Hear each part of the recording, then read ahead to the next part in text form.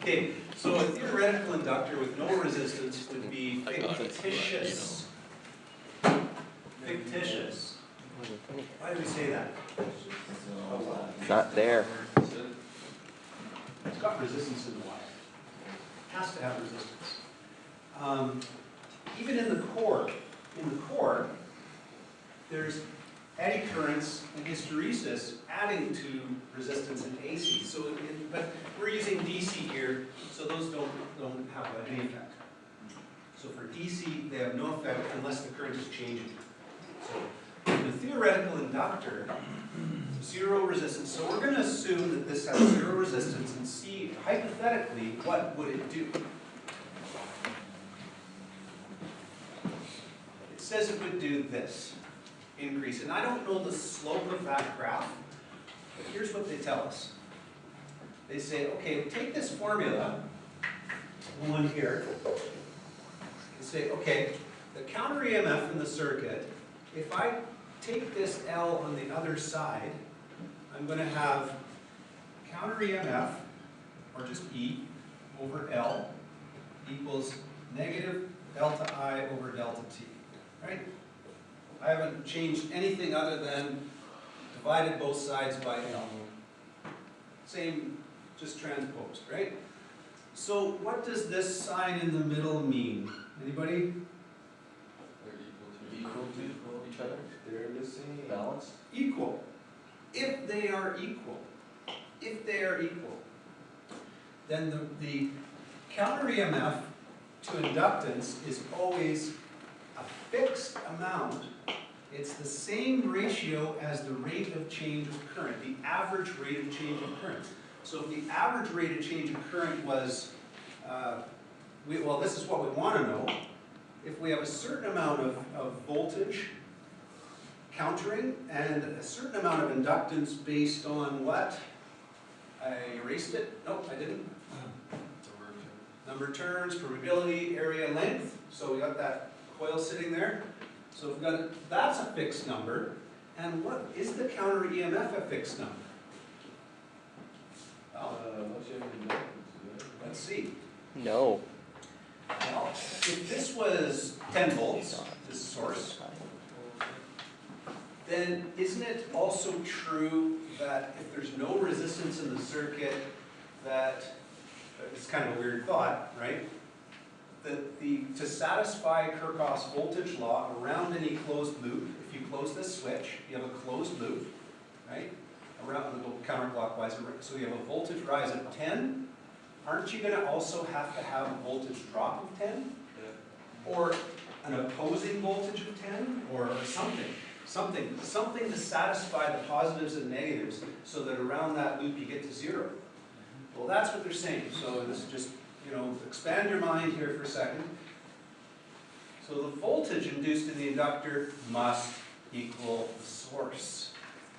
So you could say that this counter EMF in a purely inductive circuit with no resistance is the source voltage.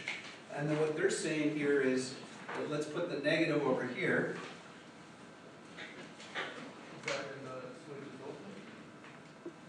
No, it's when it's closed. When it's closed. Let's call it the instant when the switch is closed. Let's say the instant the switch is closed, the voltage is equal to the source. So counter EMF, you want to think about it this way, is really a negative source. Right? Aren't those the same thing? It's countering the source. So it's negative to the source. So this ratio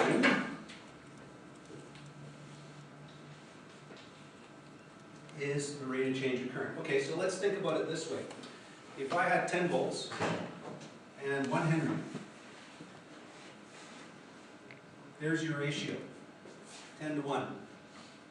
When this is 10 to 1, the rate of change of current would be 10 to 1. So let's say, I don't know how much, but I don't know if it's going to be 10. But we know that it's increasing. Every second it's increasing by 10. So it's a linear line. So see, okay, let's do the graph. 1 second, 10. 2 seconds, 20. 3 seconds, 30. Maybe it's faster than that. I don't know. I don't know if it's 1 second and it's going to be 10. I have no idea. Maybe it's going to be 100 amps right away. This would be bad. Right? This would be a bad situation. This would be your short circuit. Right? Initially, it blocks it. Right here. And it's going to continue to increase. If the inductance was higher, say we had 2 Henries, then what happens to this ratio? It's bigger or smaller? Smaller, so it would be less steep. So that's kind of what they're explaining here. That if the supply voltage were higher, it would be a steeper line. If the inductance of the inductor were higher, then it would be less of a slope. And so we're not going to give numbers in there because this is a theoretical inductor. But that is key.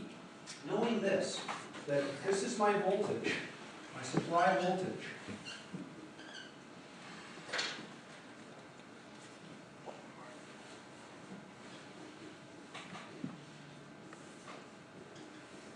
My counter EMF would be equal, but at 180 degrees to it. Equal and opposite. Opposite direction completely, but equal. If there's no resistance in the circuit, equal. That is a really important point, that one there. Equal.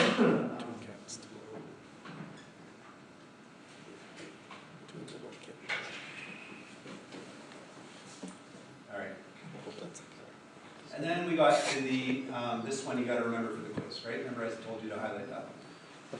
Inductance is a property of an electric circuit that opposes any change of current in that circuit.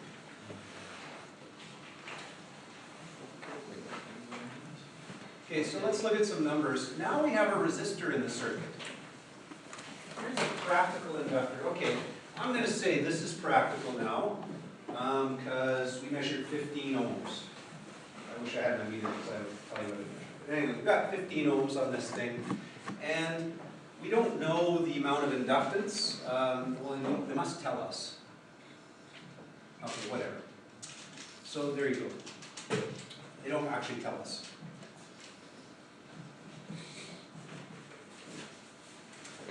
So 15 ohms and an unknown value of an inductance here. Initially, the instant you close the switch, if there's no flow of current yet, is there any voltage drop across the resistor? Just ignore the inductor. Pretend it's not there. The instant you close the switch, we were told that when you have a resistive circuit, when you close the switch, I'll erase this now.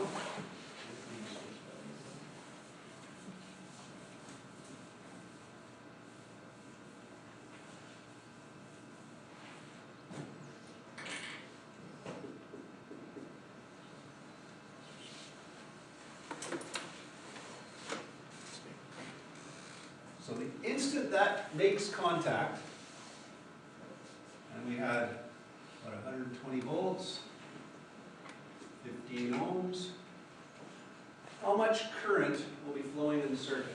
8 amps. Okay, so here I'm going to put an arrow here at the time that I close the switch.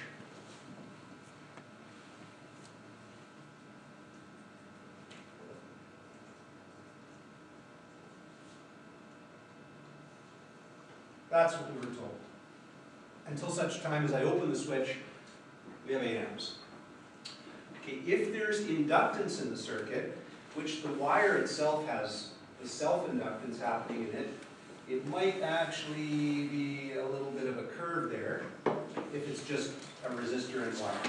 But you'll see that on an oscilloscope. You'll see a little kind of a, it doesn't quite appear there. It kind of has a little, kind of looks like this. And then basically these are the square wave pattern, right? And then like that. Kind of like that. Anyway. And you're thinking, there's something wrong with my scope? No, you're witnessing opposition of voltage, inductive effect. Okay, so in the instant that happens, we say the source equals the 2 voltage drops across the resistance and across the inductor.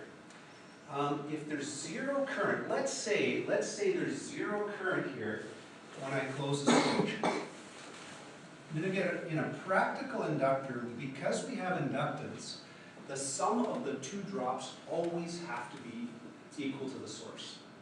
Right? So we've got the two voltage drops. One is actually not a drop. It's, by the way, this can be drawn. That's one thing, right? Yeah. Like this. And sometimes they'll put a little box around it. Other times they'll draw it like this. And put the two lines right across, showing that the core encompasses the whole thing.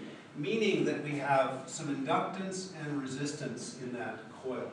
Because it's a practical inductor, which is the case in every case. There is no such thing as a theoretical pure inductor, right? So you're going to have some resistance. Not yet. You can invent that. I don't know what that'll do for you, but you know, that it would give you the Nobel Prize or something, right? All the Be rich. That's worth a lot of money. Okay. So we have resistance, 15 ohms, and some unknown value of inductance right now. Well, the instant the switch is closed, the counter EMF is at maximum. It has to be. If there's zero current and you just close the switch, just made contact, we were told instantly 8 amps. Not so. If we have, what we're going to have is you're going to have 0 amps because the counter EMF is equal and opposite to the source voltage. So you're going to get this effect. Another way to draw this is head to tail. And you end up with 0, right? You go right back where you started. So that's what you get. So you got source, counter EMF, boom. If there's 0 current, what's the voltage drop across the resistor? I times R. Let's see, 0 amps times 15 ohms. Oh, okay, 0. So we got 0. This has to be 120. What's the polarity? What's the polarity of this inductor? If this guy is negative, positive there, and it's sending the electrons that way, and right now it's 0 current, then what's this one doing? What is it wanting to do? I won't even do the arrow. It's going this way, so this one is doing that.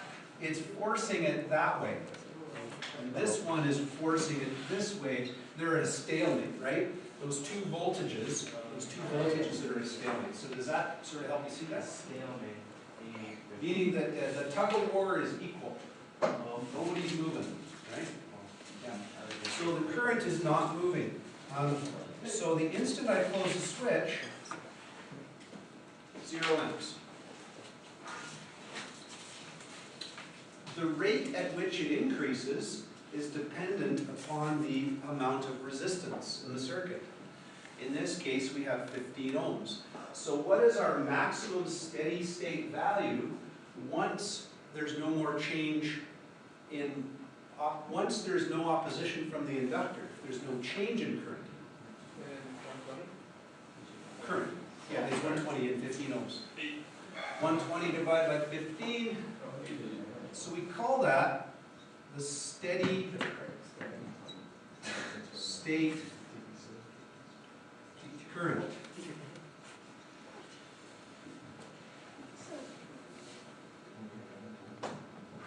So when you're doing these, solve Ohm's law, right? Just use Ohm's law. Don't even look at the inductance in a DC circuit. We're doing DC. Just Ohm's law. Say, okay, it wants to go to 8 amps. So if it goes to 8 amps, it's not doing it right now. How long will it take to get there? Well, what we have is some universal time constants here. Anyway. Here's what it says. At every instance, the inductor voltage has to decrease by the same amount as the resistor voltage drop increases. So let's say we had 4 amps flowing. say we had 4 amps. Actually, yeah, 4 amps. What would the voltage drop across the resistor be if I'm reading 60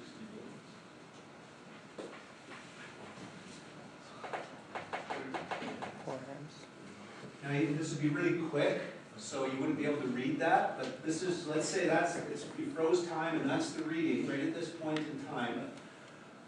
4 amps is flowing through the resistor, so we must have what kind of a drop across the resistor? 60 volts. 60 volts.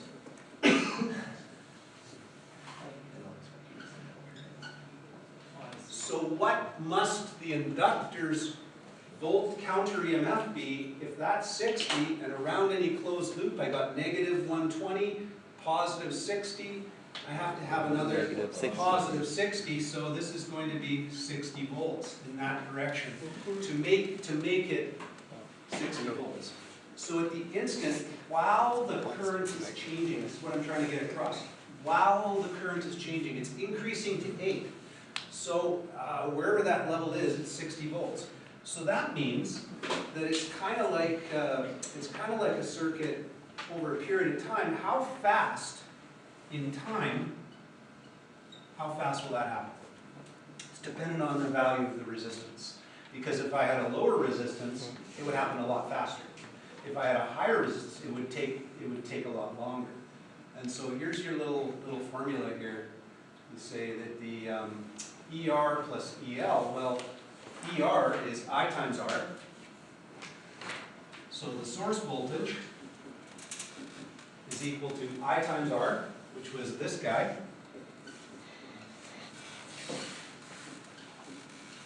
plus L delta I over delta T, which is Oh, Jesus. counter EMF.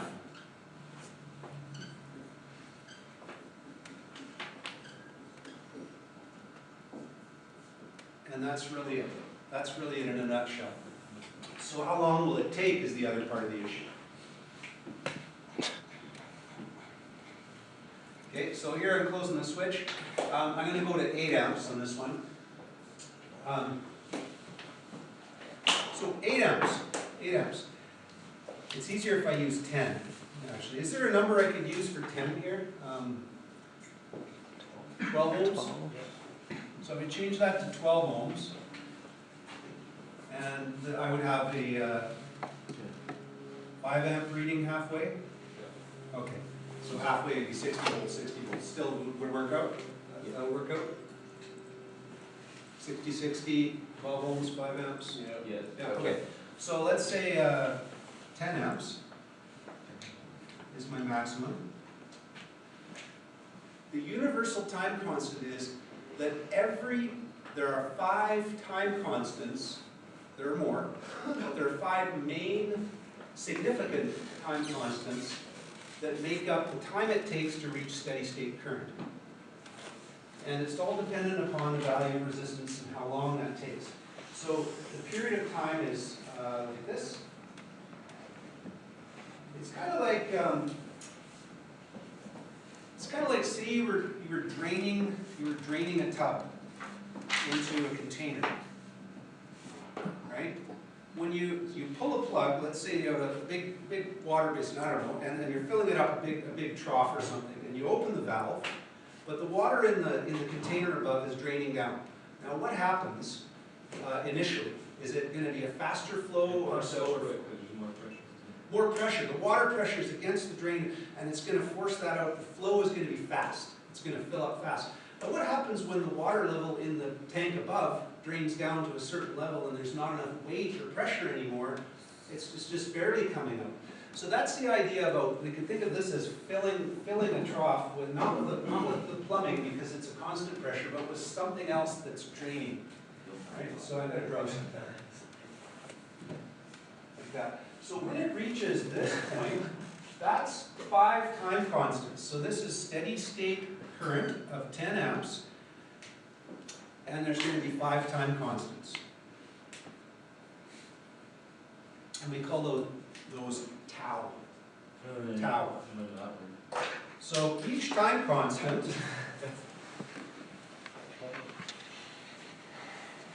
time constant is 1 tau, and it's little t. It's like a really small, weird-looking t, 1 tau. And that's one time constant.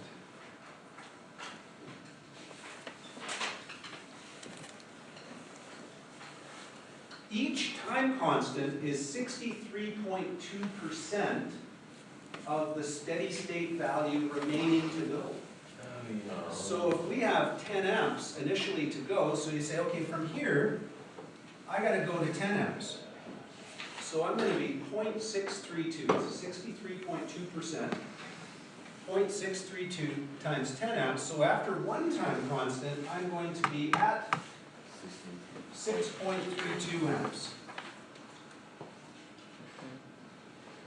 The question is, where will I be after 2 time constants? Not twice that, because that's not how it works. You have to say what is remaining to the steady state. 3.68 amps. 2.3. Okay, so the remaining, and I won't go through all three, I'll show you an easier way. Okay, what do you have? 10 minus 6.32. Calculator. 3.68? Yep.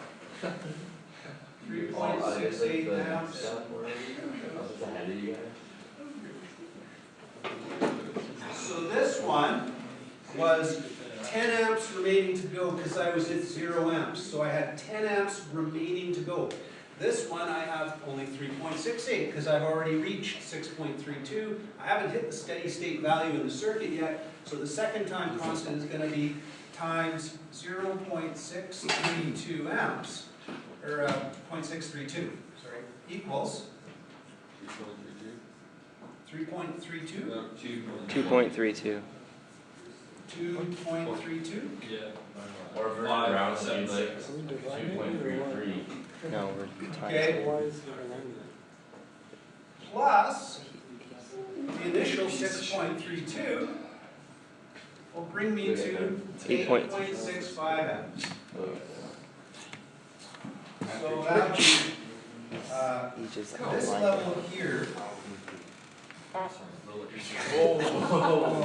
time to go for coffee. Yeah, you can already hear So it. would you technically never get to max? I'm on. Yes, and I'll show you a nice, easier way after coffee. So you think about that. They say it takes 5 to get to maximum. It's actually like, I don't know, 30%. That's what I went.